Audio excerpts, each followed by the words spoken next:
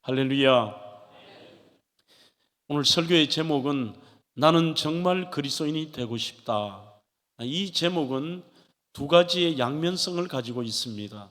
하나는 그리스도인이면서 정말 진짜 그리스도인을 바라보며 나도 저 사람같이 저렇게 진짜 정말 그리스도인으로 살고 싶다는 간절한 그리스도인의 소망이 되기도 하고, 또 다른 측면은 우리 신실한 그리스도인들의 삶을 보면서 믿지 않는 사람들이 야, 저 사람을 보면 나도 정말 그리스도인이 되고 싶다라는 믿지 않는 사람들의 고백이 될 수도 있을 것입니다. 과연 여러분, 진짜 그리스도인의 삶은 어떤 삶일까요? 함께 승리하는 신뢰의 법칙이라는 존 맥스웰의 책에 보면 미국의 유명한 작가인 댄 클라크가 자신의 청소년기에 겪었던 아버지와의 스토리를 쓰면서 진정한 그리스도인의 삶이 무엇인가를 이 책에서 설명하고 있습니다. 지금으로부터 약 한 50여 년 전에는 미국도 한국도 서커스가 대단히 유행을 했던 때였습니다. 동네마다 큰 도시나 또 공터를 빌려서 서커스를 하는데, 미국에서 이 댄 클라크도 마찬가지였습니다. 청소년기 아버지와 함께 서커스장에 갑니다. 그렇게 입장권을 사려고 줄을 서고 있는데 기다리는 동안 바로 눈앞에 한 가족이 들어옵니다. 부부는 다정하게 손을 잡고 그들 곁에는 정말 많은 아이들이 있었습니다.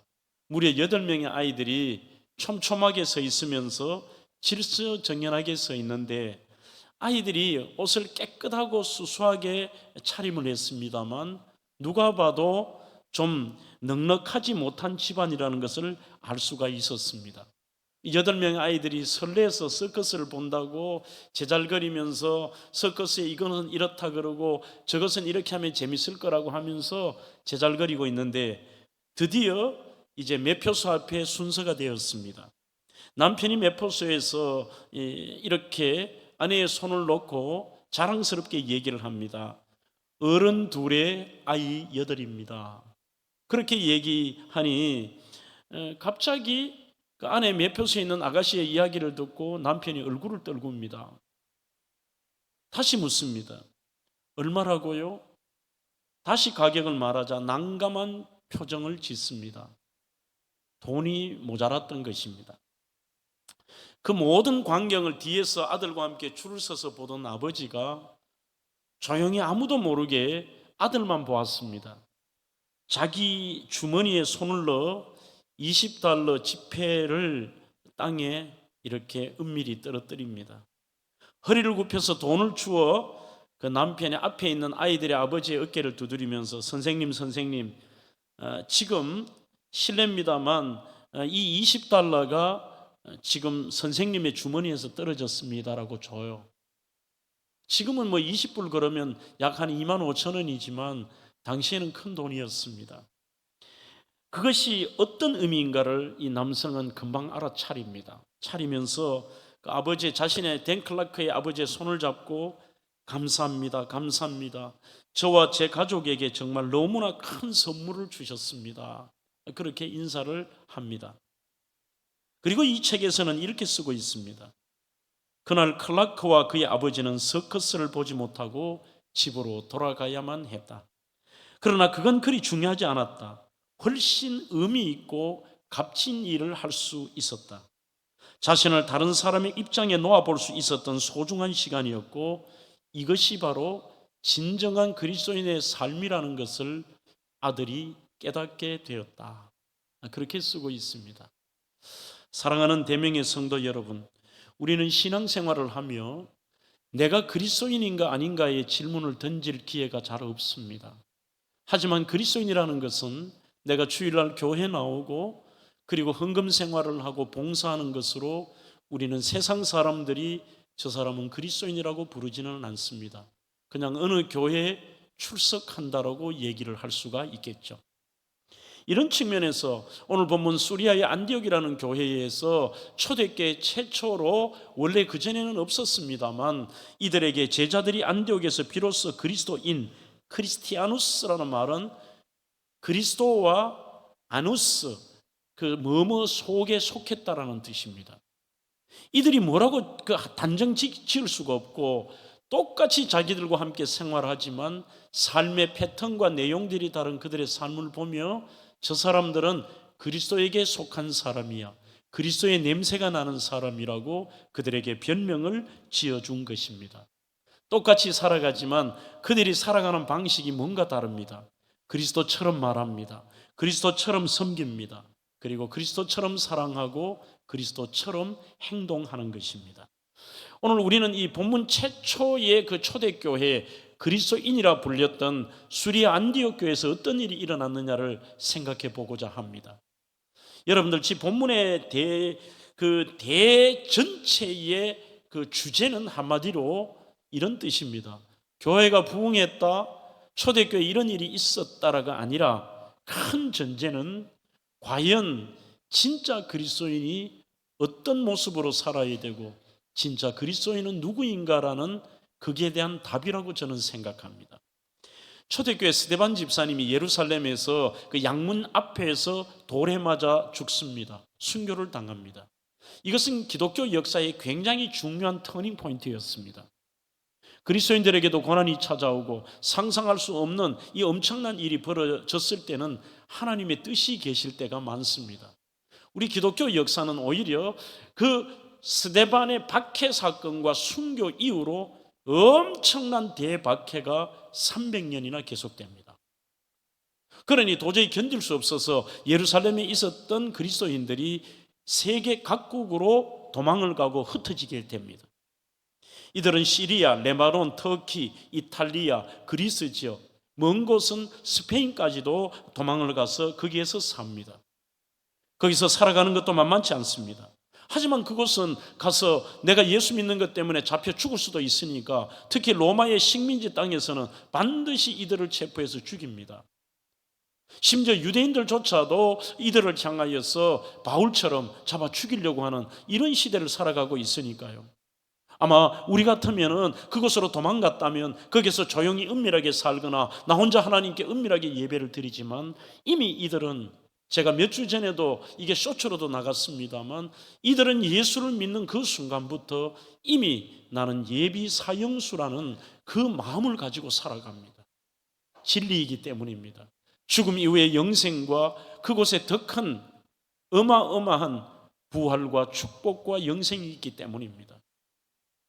이들이 그것에 흩어졌어도 그래서 생명을 내걸고 사람들에게 예수의 십자가와 부활을 증거하는데, 오늘 무대가 되는 구브로와 구레네 몇 사람이 수리아의 안디옥이라는 곳에 이르러서 그 당시에는 생각지도 못했던 이방인에게, 헬라인에게와 헬라파 유대인들에게 복음을 전하는 것입니다. 무엇이든지 첫 단초가 참 중요한 것 같습니다. 어떤 계기가 있으면은 그것 때문에 상황이 바뀌죠. 바로 사도행전 10장에 보면 고넬료 사건이 나옵니다. 이탈리아의 백부장이었던 고위 관료 백부장 고넬료가 자기가 예수를 영접하고 온 식구가 이방인 최초로 세례를 받습니다. 그것 때문에 수많은 믿는 그리스도인들이 이방인들에게도 복음을 전해야 되는구나, 저들도 하나님의 자녀라는 걸 인식하고 복음을 전했던 것입니다. 당시에 이곳 수리아 안디옥이라는 도시는 로마의 식민지 나라 중에 세 번째의 큰 도시였습니다. 로마를 포함해서요. 첫 번째는 로마가 제일 큰 도시입니다. 두 번째는 알렉산드리아입니다. 세 번째는 바로 이곳인 수리아의 안디옥이고 네 번째는 에베소입니다. 위치가 어딘지 잠깐 한번 볼까요? 지중해에서 이스라엘에서 위쪽으로 올라가면 수리아라고 하는 말은 시리아라고 보시면 됩니다. 지금의 시리아인데 그곳에 이 바닷가 쪽에 안디옥이라는 위치가 있습니다. 정말 큰 도시이고 실지 가보면 그 유적지가 어마어마합니다. 지금의 현대 도시도 물론 큽니다. 여전히 크고 지금 여러분들이 보시는 저 화면은 2000년 전 지금의 배경이 되는 그 시대 때의 그 유적지가 그대로 남아 있는데 상상을 초월할 만큼 큽니다. 바로 이 수리아의 안디옥에서 있었던 일인데, 이곳에서 헬라파 유대인들에게 복음을 증가하면 그들이 잡혀 죽을 수도 있고, 두 번째는 복음 전파가 절대로 쉽지가 않습니다. 하지만 오늘 본문은 우리의 생각을 뒤집는 말들을 두 번이나 하고 있습니다. 주의 손이 그들과 함께 하심에 수많은 사람들이 믿고 주께로 돌아왔다고 되어 있고, 뒤에 사도행전 11장 24절에 보면 바나바는 착한 사람이라 성령과 믿음이 충만한 자라 이에 큰 무리가 주께 더하여지더라. 지금과 같이 핍박의 시대도 아니어도 전도가 안 되는데 예수 믿으면 죽습니다. 예비 사형수가 됩니다. 어려운 형편 속에서도 수많은, 영어 성경에 보면 great number라고 되어 있습니다. 어마어마한 숫자가 주께로 돌아왔다는 것이죠. 그 큰 이유는 오늘 설교의 두 가지 하나의 테마를 잡았던 것입니다. 하나는 오늘 본문에 나와 있는 주의 손이 그들과 함께 했기 때문에, 하나님의 능력이 그들과 임했고 하나님의 능력과 함께 사역을 했기 때문에 놀라운 부흥의 역사가 일어났던 것입니다. 그리고 두 번째는 평신도 지도자 바나바처럼 진짜 그리스도인이 있었기 때문에, 바나바는 착한 사람이었습니다. 성령과 믿음이 충만한 사람, 이에 그것 때문에 큰 무리가 주께 더하여지는, 오늘 설교의 제목처럼 저 사람이 믿는 신이 진짜다, 저 사람의 삶을 보면 나도 정말 그리스도인이 되고 싶다, 그러면서 사람들이 자진해서 그 진리의 예비 사형수의 길에 들어갔던 것이죠. 사랑하는 성도 여러분, 이들의 모습을 보며 믿지 않는 자들에게 우리는 어떤 모습으로 비춰지고 있습니까? 여러분들이 예수의 옛자를 말하지 않더라도 최소한 믿지 않는 여러분들의 주변의 동료들과 세상 사람들이 저 사람의 삶이 진짜다, 저 사람이 믿는 신이 진짜고, 그리고 말은 그렇게 하지 않지만 나도 내 인생을 살아보면서 나도 정말 저 사람처럼 그리스도인이 되고 싶다, 이게 진짜 그리스도인의 삶인 것입니다. 가장 먼저 본문에 등장하는 바나바에 대해서 조금 더 생각해 보겠습니다. 24절에 바나바는 착한 사람이라고 하는데, 성경에 그에 대한 첫 번째 기록은 사도행전 4장에 등장을 합니다. 이 사람의 배경은 이렇습니다. 구브로에서 난 레위족 사람이 있으니 이름은 요셉이라, 사도들이 일컬어 바나바라 하니 그가 밭이 있음에 팔아 그 값을 가지고 사도들의 발 앞에 두니라. 번역하면 바나바는 위로의 아들이라고 했습니다. 얼마나 많이 사람들에게 위로하고 격려하고 축복했던지, 이름 모르는 사람도 그 사람의 이름이 바나바예요. 저 사람 위로의 사람 아니냐, 그렇게 말하고 있습니다. 그는 뼈대 있고 보수적인 레위 지파의 자손입니다. 성경에 보면 구브로라고 하는 섬의 유력자라고 되어 있습니다. 구브로는 지금의 지명으로는 키프로스입니다. 유럽인들의 속담에 이런 말이 있습니다. 천국 밑에 키프로스가 있다, 이렇게 표현을 합니다. 그만큼 아름다운 섬입니다. 섬의 위치를 한 번 더 볼까요? 네. 지금 현재는 위쪽 반은 튀르키예의 땅이고 반은 그리스 땅입니다. 여전히 아름다운 곳입니다. 이곳에서는 천혜의 절벽과 아름다운 자연 환경과 함께 사시사철 꽃이 피고 땅이 기름집니다. 그래서 이들에게 있어서는 별명이 천사의 땅이고 천국 밑에 있는 땅이 키프로스라는 만큼 좋은 땅입니다. 이곳에서 이분은 부유한 환경과 권력을 가지고 있고 어마어마한 이곳의 부자였습니다. 그는 예수를 믿은 다음에 형식적인 종교인으로 살지 않았습니다. 예루살렘에 큰 흉년이 왔습니다. 그리고 몇몇의 교회들의 어려움을 겪는다는 얘기를 들었을 때에 자기가 가장 아끼는 오늘 이 밭을 팔아서 사도들 발 앞에 가지고 오면서 그들을 도우십시오, 그들에게 주십시오, 그것을 내려놓습니다. 사도행전 9장에 제가 뒤에서 조금 더 언급하겠습니다만 바울과 아주 밀접한 관계가 있는데, 실은 바나바가 없었다면 바울은 이렇게 위대한 사도로 쓰임받지 못했습니다. 바울을 세워주고 격려하고 축복하고 그의 앞길을 열고 뒤에 배경이 되어줬던 분이 바나바였습니다. 사도행전 14장에 보면 바울과 함께 전도 여행을 떠났다가 기적을 베푸니까 그 원주민들이 신이 왔다 그러면서 바울과 바나바를 신으로 섬기려고 합니다. 그러자 우쭐하지 않습니다. 교만하지 않습니다.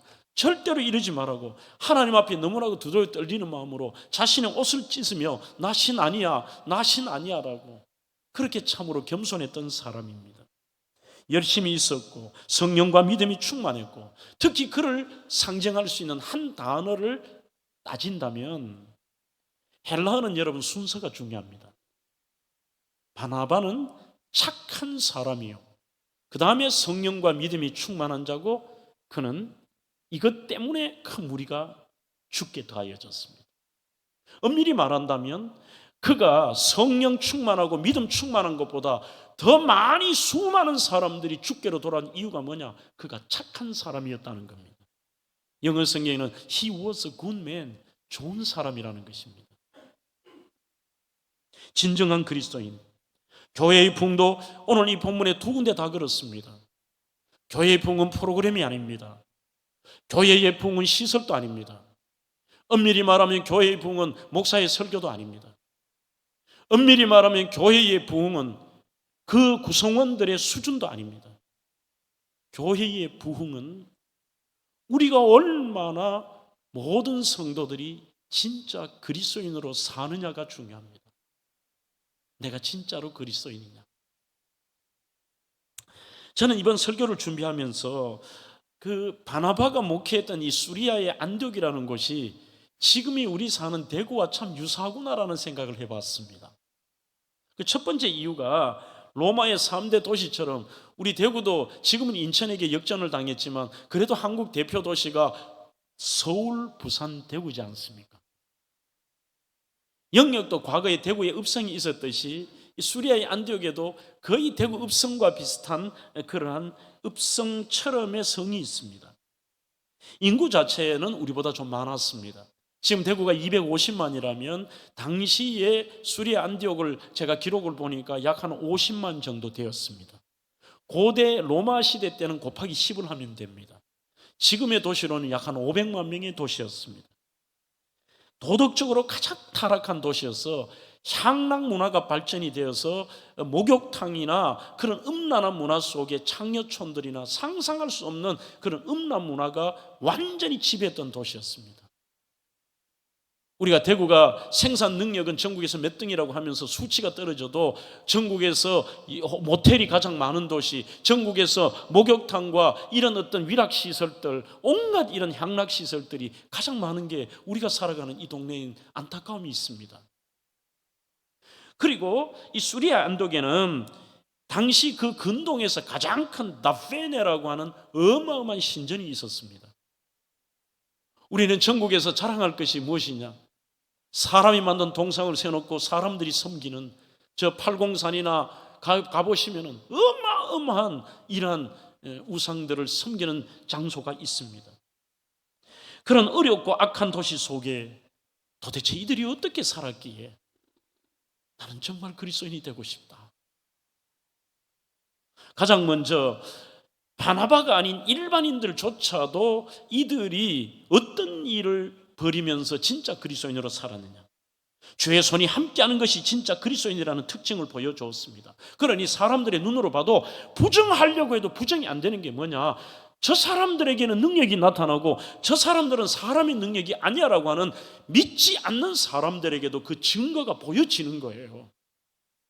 여러분, 저는 여기에 대해서 전적으로 공감합니다. 오늘 이 시대가 21세기의 과학 문명 시대를 살아갈지라도, 우리가 어떤 모습의 현대적인 문명 속에 살아갈지라도 여전히 그리스도인들에게는 하나님의 능력이 나타나야 되고, 하나님이 하신 일들이 나타날 때 그때 사람들이 하나님을 찾게 되는 것입니다. 여러분들이 입술로 예수 증거하고 여러분들이 교회로 인도하고 어떤 행사로 상품을 준다고 그들이 예수 만나겠습니까? 아닙니다. 오늘 11장 21절에 이렇게 말씀합니다.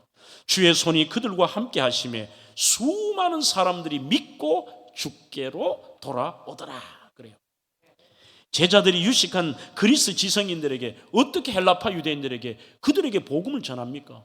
그리스도도 지금 신통치 않은데요. 말도 못하는데요. 그러나 무명의 그리스도인들은 자기를 부인하고 하나님 영광을 위해 복음을 전했습니다. 그러면서 주의 복음을 전할 때에 우리가 초대의 그 기록들을 보면 도대체 이들에게 일반 무명의 평신도 이름 있는 사람은 아닙니다. 이들에게 나타난 주의 손이 임하는 증거가 뭘까? 세 가지를 얘기합니다. 첫째는 전도의 능입니다. 이게 도저히 사람의 설명이 안 됩니다. 그들이 어떤 복음의 촉매제로서 이렇게 제시를 하면 하나님께서 그들의 마음을 여셔버리는 거예요. 두 번째는 언어라고 되어 있습니다.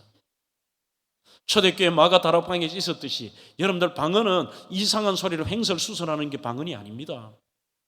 방언은 언어입니다. 외국어입니다.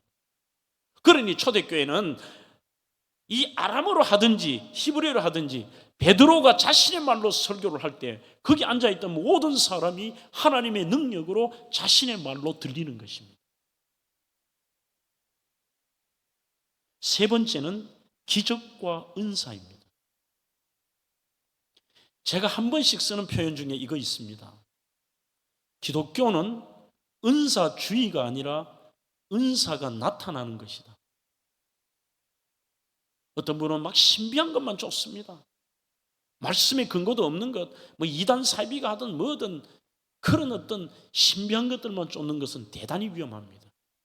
그러나 정상적인 그리스도인들에게도 하나님의 능력이 임하면 불가능이 가능케 되고 도저히 세상의 방법으로 할 수 없는 것들이 그들에게도 목도가 되기 때문에 나도 정말 그리스도인이 되고 싶다라고 고백하며 찾아 나오는 것입니다.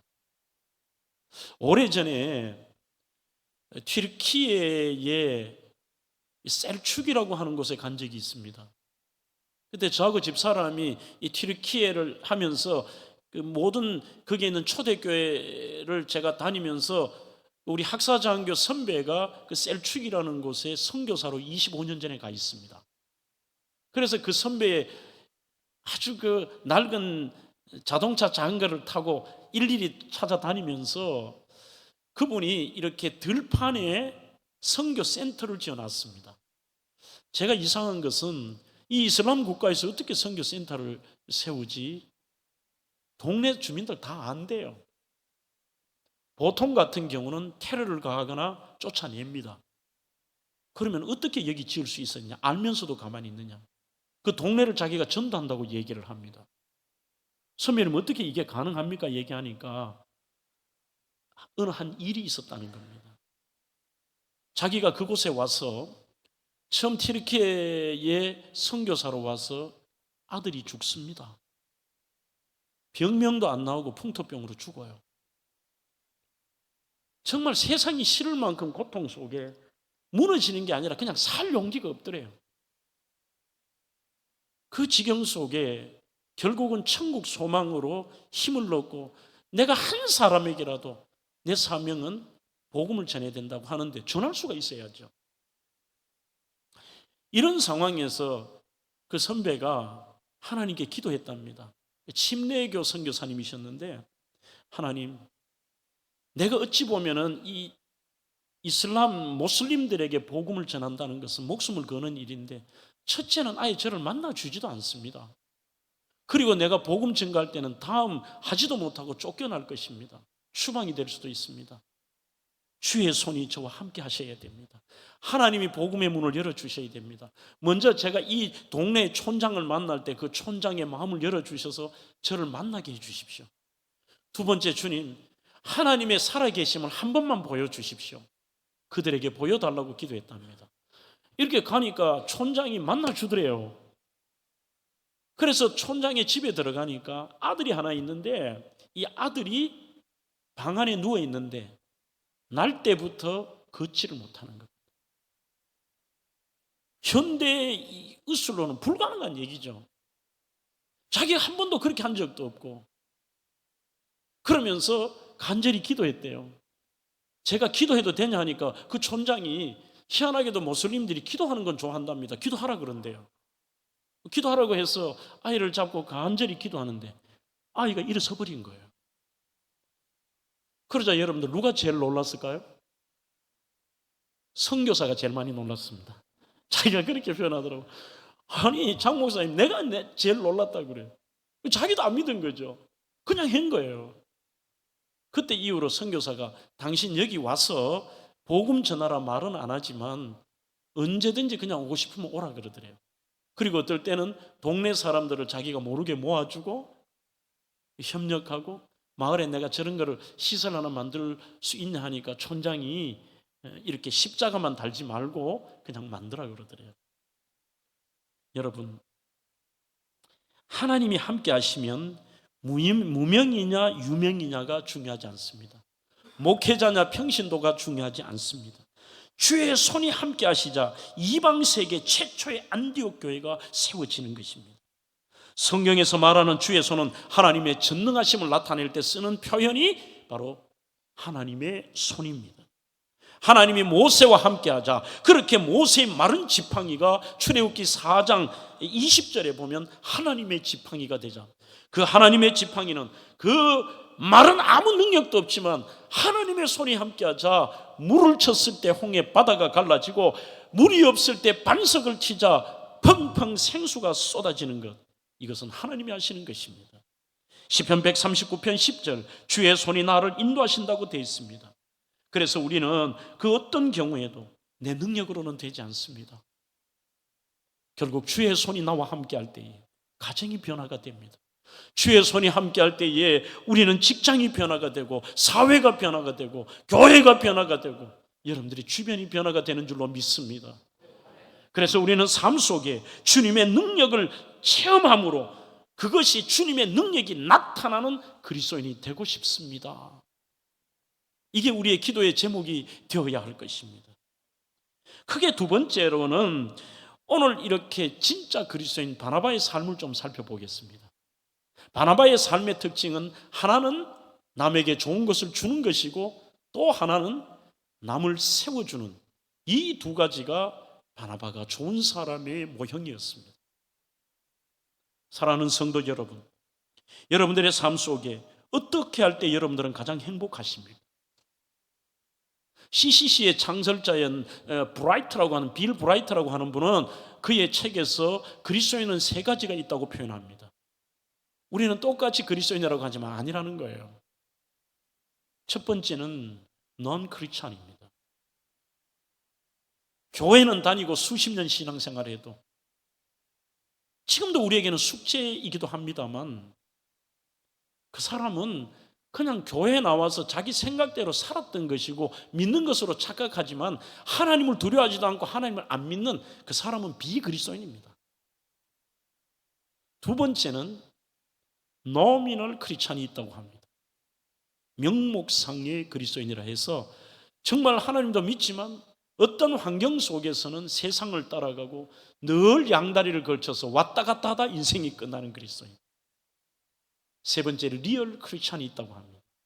진짜 그리스도인의 특징은, 이 빌 브라이트는 똑같이 이 바나바를 이야기하면서 그렇게 얘기합니다.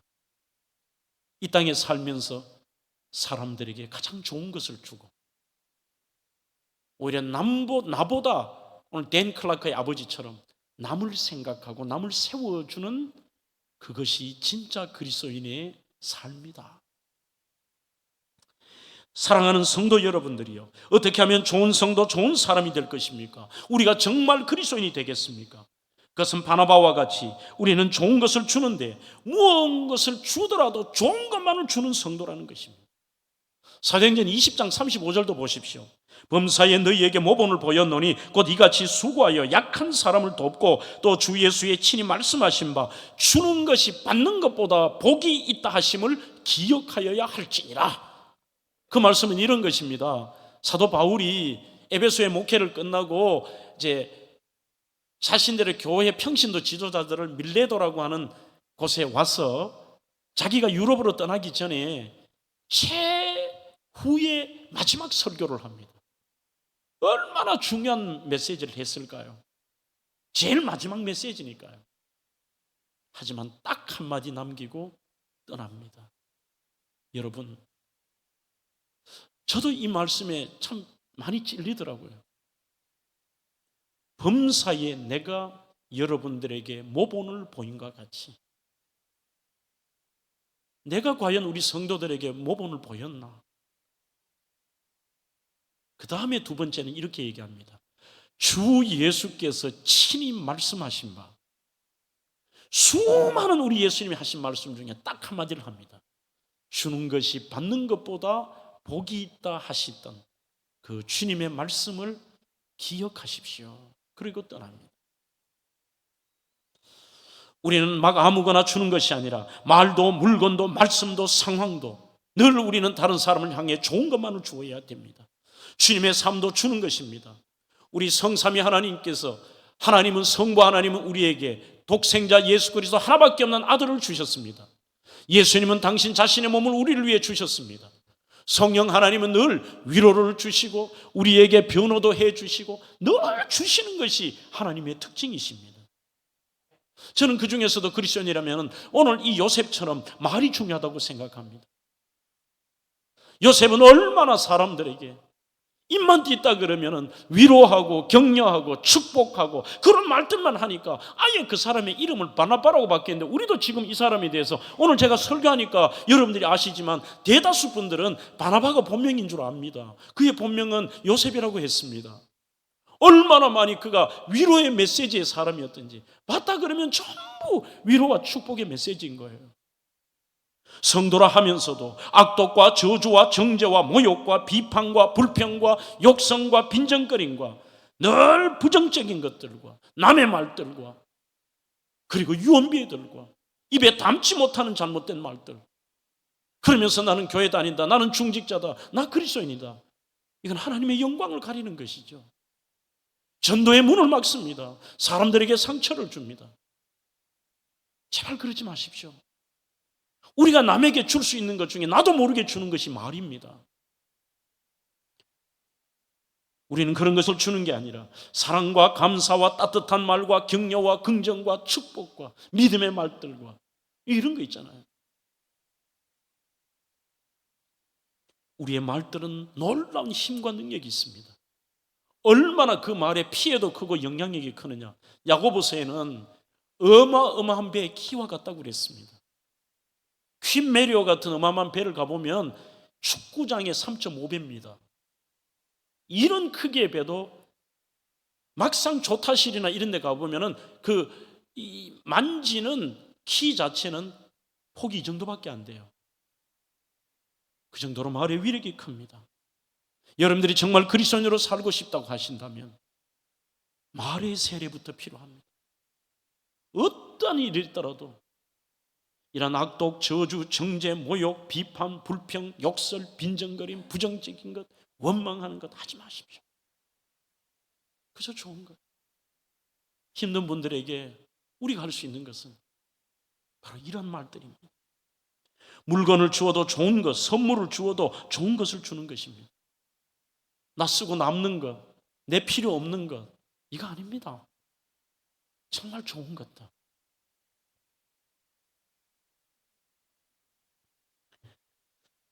지금 바나바로 한번 돌아와 볼까요? 사도행전 4장, 사도행전 9장 26절, 사도행전 11장에 계속해서 바나바의 스토리가 나오는데, 이 바나바는 백성들이 지금 너무너무 흉년이 들어서 예루살렘부터 고통당한다는 이야기를 듣습니다. 그 이야기를 듣고 아무렇지 않게 생각할 수도 있습니다.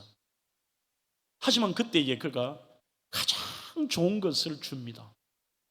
천국 다음이라고 하는 키프로스에 자기의 좋은 밭을 팔아서 그것을 사도들 앞에 그들이 돈을 내어놓고 이것을 가지고 그들에게 주십시오.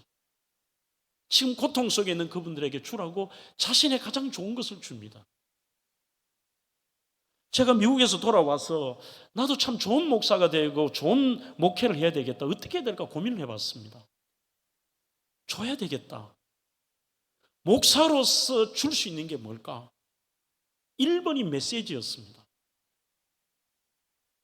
그러니 일주일에 한 번 삶 속에서 너무나도 힘들고 고통 속에 삶에 치열하게 살아가시다가 예배당에 왔는데 목사가 대충 말씀을 준비해서 주면 그건 나쁜 거 주는 거 아니에요. 더 성도들을 무겁게 만들고 힘들게 만들고. 그래서 잘하고 못하고 두 번째라도 내가 목회를 다하는 한까지는 최선을 다해 준비를 해서 성도들에게 맡기자. 그게 좋은 거 주는 거잖아.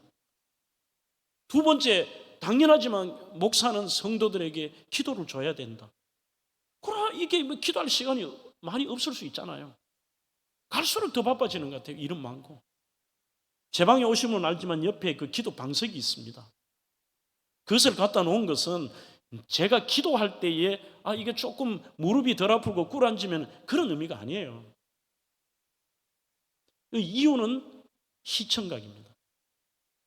밖에 신방을 하고든지 볼일 보고 들어오더라도 그 방석을 보면 지금 힘든 분들이 있잖아요. 그분들이 생각나서 잠시라도 거기서 기도하는 걸 생각하기 위해, 기도를 주기 위해서. 하나님, 지금 우리 이중기 집사 수치가 또 올라갔어요. 도와주세요. 하나님 살려주세요.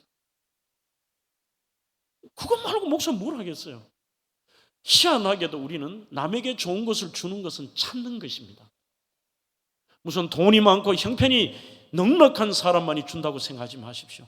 하나님은 저와 여러분들 모두에게 줄 수 있는 것들을 전부 여러분들에게 주셨다는 것을 기억해야 됩니다. 그러니까 보이기 시작하더라고요. 처음에 미국에서 이제 한국으로 돌아와서 교육전사를 시작을 다시 하는데 알긴 알았는데 줄 게 없어요.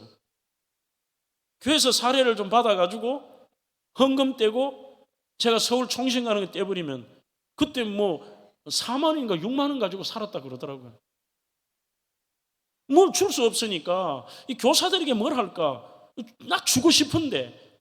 그래서 그때 그래도 제가 책을 읽고 하니까 새 것을 사드리지는 못하지만 생일 맞이한 교사들에게도 제가 앞에 사인을 해서 어떤 걸 막 줄 거 있는 거 제가 읽었던 막 책을 줬어요. 그게 좋더라고요. 이 책을 줄 수 있으니까. 저는 다 읽었으니까. 다 그때그때 하나님은 우리에게 좋은 것을 줄 수 있는 형편과 여건과 우리 자신에게 맞는 걸 주셨어요. 유치한 이야기 같지만 그리스도인의 삶은, 제가 척 스윈돌 목사의 책을 그대로 인용해 봅니다. 주님이 우리로 하여금 남보다 이 세상을 하루라도 더 살게 하신 것은 받는 사랑보다 주는 사랑의 결실이 많도록 하신 것입니다. 사랑은 불쌍히 여기는 마음이 아닙니다. 말로만 하는 것이 아닙니다. 사랑은 좋은 것을 직접 주는 것입니다. 이것이 사랑입니다. 마지막으로 바로 바나바의 삶은 나보다 남을 위해 사는 사람입니다. 인간은 상한 갈대와 같은 연약한 존재입니다. 우리의 주변에는 의외로 주저하고 아파하고 외롭고 포기하는 분들이 참 많습니다. 하나님은 우리가 그들에게 바나바처럼 위로자가 되고 오히려 그들을 세워주기를 원합니다. 그저 나밖에 없는 거예요.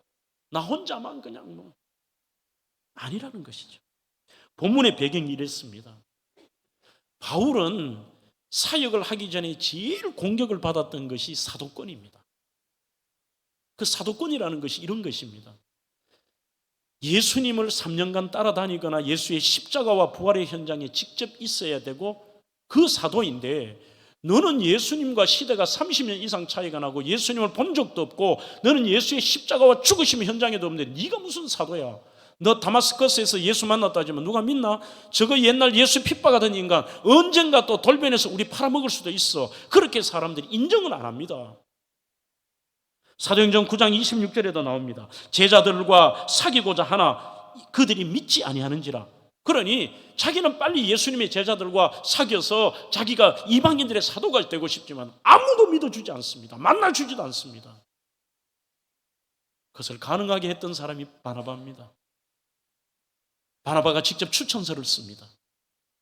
우리는 그 정도만 해도 참 대단하다 하지만 그렇게 안 했습니다. 바나바는 직접 바울을 데리고 예루살렘으로 갑니다. 자기가 나이도 더 많습니다. 그리고 시대에 존경받는 유력자요 지도자였습니다. 젊은 이 바울을 데리고 직접 제자들을 주선해 줍니다. 그러자 이야기를 나눠보니까 제자들이 맞는 거예요. 당신은 이방인을 위해 주님이 부른 사도 맞다. 공식적 공증을 받습니다. 성경을 보시면 그때부터 수많은 예의주시했던 유대인들이 제가 언젠간 돌아올 거야 했는데 저 인간이 진짜 예수 믿고 리얼 크리스찬이 됐다고 생각하고 그때부터 바울을 죽이려고 암살조를 구성합니다. 그러자 그를 가이사라라고 하는 해변 도시로 피난까지 또 바나바가 시킵니다. 여기서도 또 쫓아오니까 거기에서 배를 타고 자신의 고향인 터키의 탈수스라는 곳으로 또 피난을 시킵니다. 오늘은 그 다음 장면입니다. 자기가 평신도 지도자로서 거기 헬라파 유대인들이 자생적으로 교회가 생겼다 하니까 예루살렘 교회에서 그럼 지도자 보내는데 누굴 보낼까? 제일 좋은 사람 보내자. 이렇게 해서 평신도 바나바를 보낸 것입니다. 보내니까 평신도가 할 수 있는 역할이 있고 이 교육자가 해야 될 역할이 있으니까 자기가 직접 탈수스 가서 거기서 바울을 모셔옵니다. 모셔와서 그와 함께 얼마나 멋지게 사역을 했던지 그를 향하여, 그리고 거기에 있던 안디옥 교인들을 향하여 많은 사람들이 비로소 그들을 향하여 크리스티아누스, 저분들은 그리스도의 냄새가 나는 사람들이다, 예수께 속한 사람들이다. 바나바는 남을 세워주는 그리스도인으로 이해의 폭이 넓었습니다. 약점과 허물을 늘 덮어줬습니다. 남들은 전부 바울에 대해서 손가락질해도 그는 덮어주며 상대방의 장점을 바라보았습니다. 용기를 북돋아주고 칭찬과 격려를 아끼지 않았습니다. 사랑하는 성도 여러분, 여러분들은 왜 이렇게 사시다가도 그런 생활을 계속 유지하지 못합니까? 이름 없이 빛도 없이라는 김남준의 책에 보면 사람들이 섬기거나 남을 세우거나 희생하거나 남이 주면서도 어김없이 상처받고 분노하고 낙심하는 이유가 두 가지래요. 첫 번째는 대가를 바라기 때문에. 내가 너한테 이렇게 했는데 너도 나한테 이렇게 해. 두 사람이 나중에 부딪힙니다. 1차 전도여행을 떠났는데 자신의 생질 마가를 데려가 보니까 얘가 문제를 일으켰습니다. 2차 선교여행 갈 때 바울이 반대를 합니다. 안 됩니다. 저놈 때문에 얼마나 지금 선교 사역에 지장이 있었습니까? 안 됩니다. 자, 바나바가 데리고 갑시다. 안 됩니다. 기어이 두 사람이 갈라집니다. 바울은 신라를 데리고 전도여행을 가고 바나바는 생질 마가를 데려갑니다. 이 정도 되면 보통 사람은 이렇습니다. 니놈이 나이도 어리고 내가 너를 세워줬고 너를 도와줬고 사도권을 인정해 줬는데 내 조카 하나 데려갔는데 그것도 안 된단 말이냐? 섭섭병이 듭니다. 대가를 바라는 거예요. 아닙니다. 두 번째 말이 제 가슴을 칩니다. 많은 사람들이 상처와 분노와 낙심으로 그리스도인으로 살다가 받는 이유는 뭐냐? 사람의 시선이 하나님께 있지 않고 사람에게 있기 때문이다. 늘 사람에게 시선이 있는 거죠. 하나님께 있는 겁니다. 시간이 조금 갔습니다만 오늘 한 예화로 설교를 마무리하고자 합니다. 오래전에 한 15, 6년 전입니다. 제가 대신방을 하고 있는데 창녕에 있는 그 같은 노예 목사님이 전화가 왔습니다. 저쪽 교회에 있을 때요. 장 목사님, 예 목사님, 이 목사님 어떻게 전화 주셨죠? 제 아내가 동산병원 입원했는데 돈 좀 보내주세요. 그래요. 아유, 시골교회 목사님이 어렵겠구나. 그렇다고 뭐 제가 넉넉한 것도 아니고 가진 것도 그때는 없었습니다. 그런 형편에서 저는 대신방 다음 순서가 있어서 가고 부목사님께 제 카드를 주면서 거기에서 현금 서비스를 받아오라 그랬습니다. 받을 수 있는 만큼 받아오라 하니까 한도가 그때 70만 원이라 그러더라고요. 부목사님이 70만 원을 그거를 찾아서 제가 그분 계좌 보낸 걸 주면서 이리로 보내라 그랬습니다. 다시 합류했을 때 부목사님이 그런 말을 했습니다. 목사님 보냈습니다. 그래요. 저는 기쁨으로 전화를 했습니다. 이 목사님 방금 보냈습니다 하니까 이분이 이렇게 얘기했습니다. 얼마 보냈어요? 물어요. 그래서 제가 70만 원, 저는 빚을 내서 보냈어요. 70만 원 보냈다고 하니까 그분이 그 다음 말을 이렇게 했습니다. 아니 큰 교회 목사가 그거밖에 안 보내요? 하고 전화를 끊는 거예요. 너무너무 화가 나는 거예요. 그날 저녁에 신방도 솔직히 잘 안 되더라고.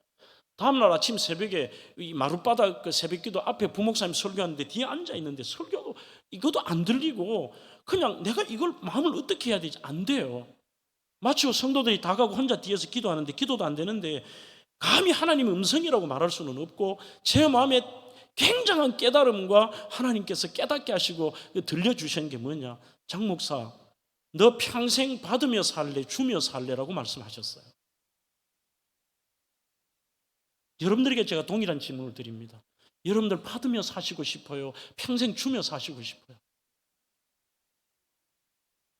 주며 사는 인생이 복된 겁니다. 그걸 깨닫고 나니까 나는 그래도 저분은 그래도 어렵고 이렇지만 나는 그래도 줄 수 있는 형편이다. 뭐 빚을 내든 뭐든 줄 수 있잖아. 그래서 혼자 제가 울면서 이랬어요. 하나님, 장 목사 나 평생 나 남에게 주며 살게 해주세요.